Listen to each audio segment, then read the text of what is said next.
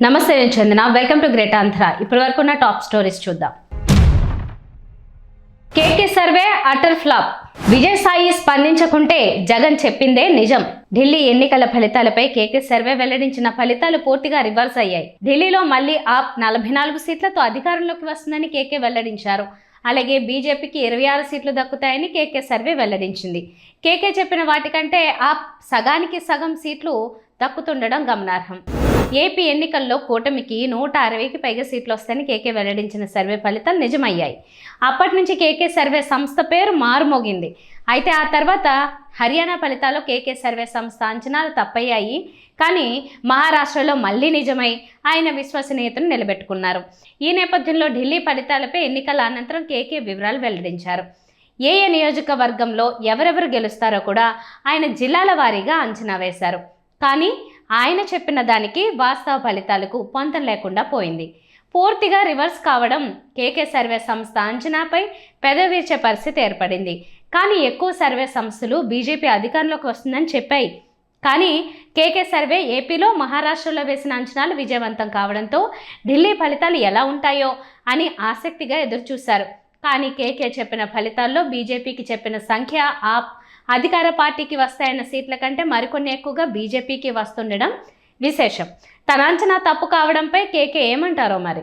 రాజకీయాల నుంచి నిష్క్రమించానని ప్రకటించిన మాజీ ఎంపీ విజయసాయిరెడ్డి స్పందించాల్సిన సమయం ఇది.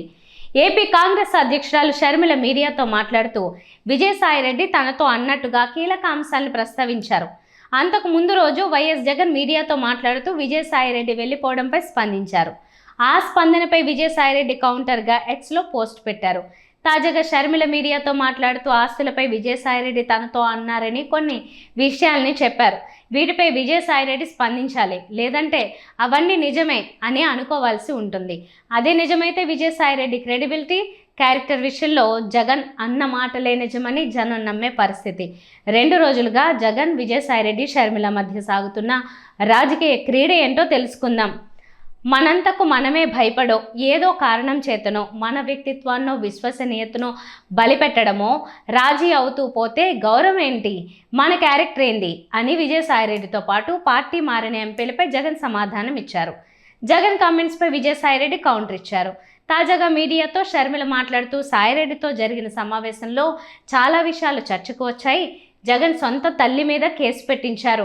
నిజాలు వెల్లడిస్తూ ఆయన కుట్రను నేను బయట పెట్టాను, అవన్నీ అబద్ధాలని చెప్పాలంటూ సాయిరెడ్డిపై జగన్ ఒత్తిడి తెచ్చారు. ఆయన స్వయంగా సాయిరెడ్డికి ఫోన్ చేసి ప్రెస్ మీట్ పెట్టాలన్నారు. అందుకు ఆయన నిరాకరించినా జగన్ ఒప్పుకోలేదు. తనను వదిలేయాలని సాయిరెడ్డి వేడుకోవడంతో వైవి సుబ్బారెడ్డితో మాట్లాడించారు. తనకు ఇష్టం లేదని, కుదరదని సాయిరెడ్డి చెప్పినా జగన్ వినిపించుకోలేదు. సాయిరెడ్డి మాట్లాడాల్సిన అంశాలన్నీ స్వయంగా జగన్ నోటిచ్చారట. ఏం మాట్లాడాలో 40 నిమిషాలు డిక్టేట్ చేశారట అని షర్మిల వివరించారు. షర్మిల కామెంట్స్పై ఇంతవరకు విజయసాయిరెడ్డి నుంచి ఎలాంటి స్పందన లేదు. తన అభిప్రాయాలుగా షర్మిల చేసిన కామెంట్స్పై విజయసాయిరెడ్డి స్పందించకపోతే జగన్ చెప్పినట్టు తప్పకుండా క్యారెక్టర్, క్రెడిబిలిటీపై ఎవరికైనా అనుమానం వస్తుంది.